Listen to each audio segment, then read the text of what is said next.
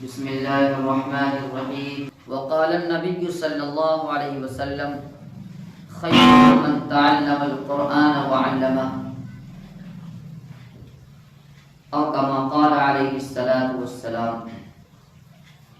الہی رونق اسلام کے سامان پیدا کر، الہی رونق اسلام کے سامان پیدا کر، دلوں میں مؤمنوں کے الفت قرآن پیدا کر۔ ایک مرتبہ درود شریف اللہم صلی علی سیدنا محمد وعلی آل سیدنا محمد۔ حضرات گرامی، اللہ تبارک و تعالی نے ہم سب کو اپنے پاک گھر میں اس مبارک دن میں جمع ہونے کی توفیق عطا فرمائی۔ میں آپ کے سامنے قرآن کریم کی فضیلت اور قرآن کریم کے ہمارے اوپر کتنے حقوق ہیں اس سے متعلق بات کرنا چاہتا ہوں۔ قرآن کریم دنیا کی وہ کتاب ہے کہ جس جیسی کوئی کتاب دنیا کے اندر نہیں مل سکتی۔ قرآن کریم کو جب اللہ تبارک و تعالی نے نازل کرنا چاہا تو کائنات کی ہر چیز نے انکار کر دیا۔ اللہ تبارک و تعالی نے اس کی عظمت کو بیان فرمایا کہ اگر ہم قرآن کریم کو کسی پہاڑ پر اتار دیتے تو وہ اللہ کی کلام کی عظمت کی وجہ سے ریزہ ریزہ ہو جاتا۔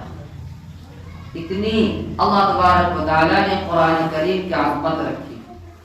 لو انزلنا هذا القرآن على جبل لرأيته خاشعا متصدعا من خشية الله، تو ٹوٹ کر ریزہ ریزہ ہو جاتا۔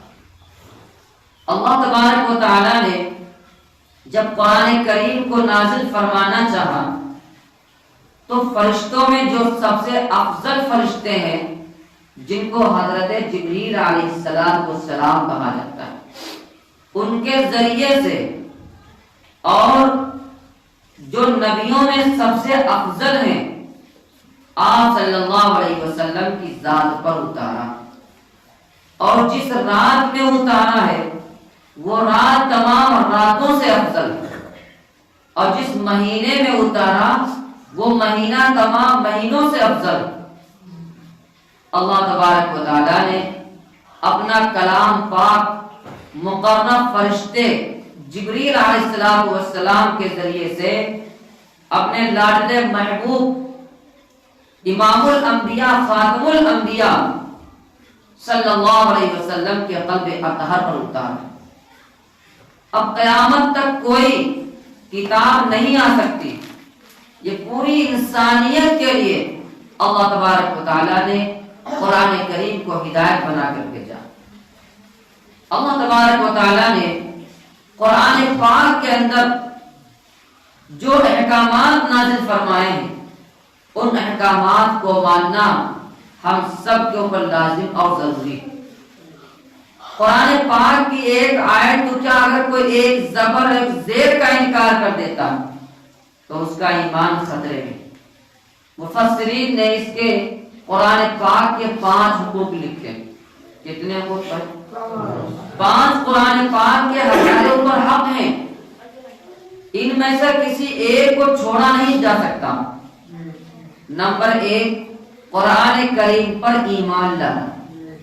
یہ اللہ کی کتاب ہے اور وحی کے ذریعے سے آپ صلی اللہ علیہ وسلم کے قلب اطہر پر اتارا گیا ہے۔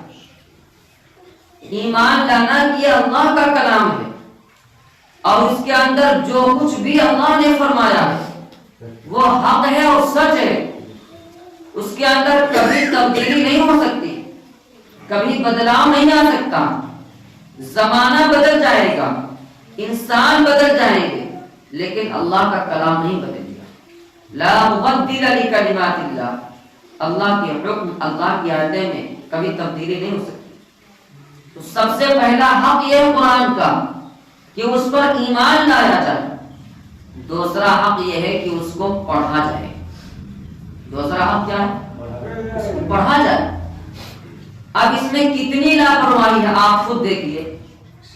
کہ اللہ کا کلام، کچھ لوگ تو ایسے ہوں گے اللہ کے بندے جنہوں نے رمضان میں کھول کے پڑھا ہوگا اور اب تک نوبت نہیں آئی ہوگی، اتنی لاپرواہی۔ یہ اللہ کا کلام جیسا حق تھا ویسا تو ہم پڑھ ہی نہیں سکتے، لیکن انسان کوشش تو کر سکتا ہے روزانہ کم سے کم اللہ کے کلام کی آیتیں جتنی ہو سکے اتنی تلاوت کرے۔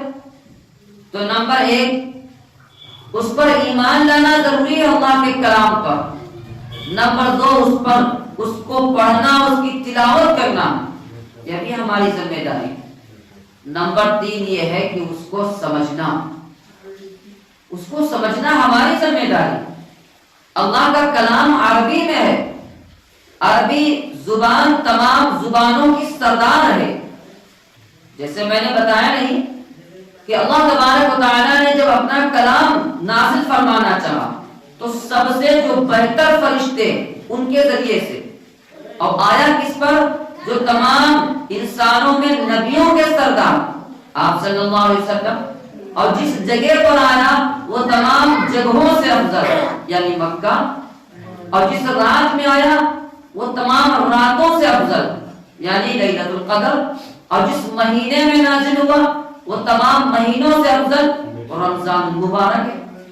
شہر رمضان الذی انزل فیہ القرآن، قرآن خود گواہی دیتا۔ تو یہی قرآن جس پر عمل کرنا، جس کو پڑھنا، یہ ہماری ذمہ داری۔ پہلا ہم اس پر ایمان لانا، قرآن کریم یہ اللہ کا کلام ہے۔ نمبر 2 اس کو پڑھنا ہماری ذمہ داری۔ نمبر 3 اس کو سمجھنا ہماری ذمہ داری۔ اگر کوئی پڑھے اور نہ سمجھے تو یہ ہم نے اس کا حق ادا نہیں کیا۔ قرآن کریم اتنا اچھا کلام ہے، اتنا اللہ کا پیارا کلام ہے کہ اس کلام کو کافر لوگ کہتے اس کلام کو نہ سنو تاکہ تم غالب آ جاؤ، جب قرآن پڑھا جائے تو شور کرو۔ ایسا ہوتا کہ نہیں ہوتا؟ قرآن خود اعلان کرتا۔ تو نمبر 1 یہ اس پر ایمان لانا، نمبر 2 اس کو پڑھنا، نمبر 3 اس کو سمجھنا۔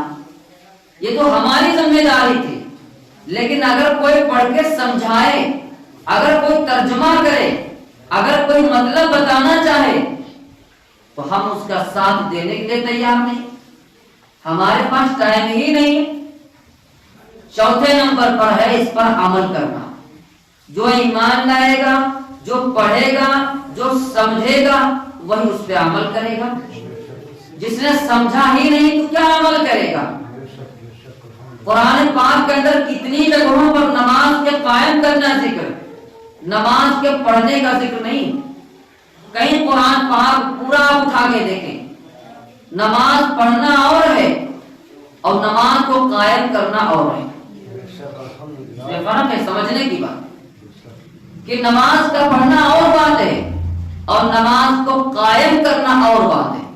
قرآن پاک کے اندر جہاں کہیں آپ دیکھیں اقیموا الصلاۃ یقیمون الصلاۃ، نماز کو قائم کرو، جو لوگ ایمان والے ہیں وہ نماز کو قائم کرتے۔ پڑھنا تو یہ ہے کہ جیسے ہماری مرضی چاہی تو ہم نے پڑھ دیا، اب قائم کرنا کا مطلب یہ ہے اس کو مستقل 5 وقت کی ادا کرنا۔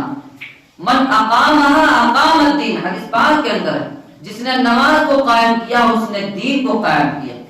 ومن ہدمہا ہدم الدین، اور جس نے دین کو ڈھا دیا، نماز کو ڈھا دیا، اس نے گویا کہ دین ہی کو ڈھا دیا۔ تو چوتھے نمبر پر ہے اس پر عمل کرنا، اور 5ویں نمبر پر ہے اس کی تعلیمات کو عام کرنا۔ جو ہم نے پڑھا ہے قرآن پاک کے اندر، جو بھی دین کی بات ہمیں معلوم ہے، اس کو ہم دوسروں تک پہنچائیں۔ یہی اللہ کا کلام تھا جس کی آیتوں کو سن کر کے پتھر دل بھی موم ہو جاتے۔ حضرت عمر رضی اللہ تعالی عنہ جیسے جلیل القدر صحابی جن کے ایمان لانے کا ذریعہ بھی قرآن بنا، جب قرآن پڑھا گیا ان کا دل پسیج گیا، ان کا دل جوش اور غلبلے میں کہنے لگا کہ بس کیجیے، اب قرآن نہ پڑھیے، اب جس کے اوپر قرآن اترا ہے آپ ہمیں اس کے پاس لے چلیے۔ یہ قرآن کی آیتیں سورہ مریم کی آیت جب ملک حبشہ کے اندر نجاشی بادشاہ کے سامنے پڑھی گئی، رونے لگا تھا اور کہنے لگا جو قرآن پاک کے اندر ہے وہ سارا کا سارا سچ ہے، مریم جو عیسیٰ علیہ السلام تھے بالکل ایسے ہی تھی جیسے کلام میں اللہ تبارک و تعالیٰ نے فرمایا۔ لیکن لاپرواہی اتنی زیادہ ہے، پڑھنا تو درکنار کی بات ہے، سمجھنا تو درکنار کی بات ہے، سمجھے گا وہ جو مسجد میں آئے گا، گھر جا کے کوئی سمجھانا آسان کام تھوڑی نہ ہے۔ جب بھی یہ ہماری ذمہ داری بنتی ہے، یہ تو مثال سے آپ سمجھیے، شادی کے موقع پر کارڈ آتا ہے ہمارے یہاں گھروں میں، کارڈ آتا ہے، کارڈ شادی کے موقع پر آتا ہے اور ہمارے گھر میں کوئی انگلش نہیں پڑھا مثال کے طور پر، اور شادی کا کارڈ انگلش میں آ گیا اور خاص رشتہ داری سے آیا، تو آپ اس کو پڑھوائیں گے نہیں پڑھوائیں گے؟ پڑھوائیں گے آپ کہ پڑھیے اس کو ذرا بتا دیجئے، آپ انگلش پڑھتے ہو، کسی کے برابر میں جائیں گے کہیں جوان سے کہیں گے بھائی پڑھیے بتا دیجئے۔ اگر وہ اتنی جلدی پڑھ لیں کہ آپ سمجھ ہی نہ پائیں کہ کتنی تاریخ میں جانا ہے، تو آپ کہیں گے دوبارہ پڑھیے، پتہ نہیں کون سی تاریخ میں جانا ہے، 30 تاریخ میں ہے، تم نے 25 کہہ دیا۔ اب بتاؤ ایک شادی کے کارڈ کی حیثیت سے بھی قرآن کی عظمت ہمارے دلوں میں نہیں رہی۔ قرآن کریم آیا عربی میں، حق تو یہ تھا کہ ہم اس کو کسی سے پڑھواتے، یہ اللہ کا کلام ہے، ہمارے حیثیت نہیں ہے کہ ہم اس کو آگے پڑھ سکے۔ مولانا صاحب آپ اس کو ذرا پڑھ کے ہمیں بتائیے، یہ ہماری ذمہ داری تھی۔ لیکن ایک وقت ایسا آتا ہے جب مسجدوں سے اعلان ہوتا ہے کہ فلاں دن میں ترجمہ ہوگا، تو ہم سمجھتے کسی اور کے لیے اعلان ہو رہا ہے، ہمارے لیے تھوڑی نہیں آتا، یہ دوسرے کی ذمہ داری سمجھا جاتا۔ اللہ کے نبی نے فرمایا جب تک تم قرآن کو پکڑے رہو گے گمراہ نہیں ہوگے۔ قرآن کو چھوڑنے کی وجہ سے، قرآن سے اپنا تعلق ختم کرنے کی وجہ سے آج مسلمان ذلیل اور خوار ہے، عزت کی نظر سے دیکھنا نہیں چاہتا ہے، ہر انسان مٹانا چاہتا۔ کیوں؟ ہم اپنے راستے سے خود بھٹک گئے۔ یہی قرآن پاک جس کی ہر آیت ہر سورت ایک خاص فضیلت رکھتی ہے، عظمت رکھتی ہے۔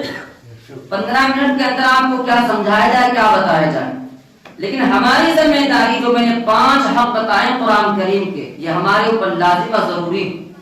نمبر 1 یہ اس پر ایمان لانا، دہرائے دیتا ہوں، نمبر 1 اس پر ایمان لانا، یہ اللہ کی طرف سے، اس میں جو کچھ ہے سچ ہے، کبھی کوئی اس میں بدل نہیں کر سکتا۔ نمبر 2 اس کو پڑھنا، یہ ہماری ذمہ داری۔ نمبر 3 اس کو سمجھنا، یہ ہماری ذمہ داری۔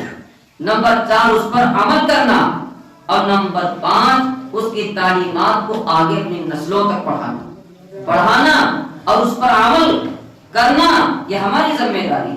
آج نہ تو اس کو پڑھا جا رہا ہے، اور نہ تو اس کو سمجھا جا رہا ہے، نہ تو عمل کیا جا رہا ہے، اور نہ تو اس کی تعلیمات کو آگے بڑھایا جا رہا ہے۔ یہی قرآن پاک 29ویں پارے کی سورت ہے جس کو سورہ ملک کہتے ہیں، تبارک الذی بیدہ الملک۔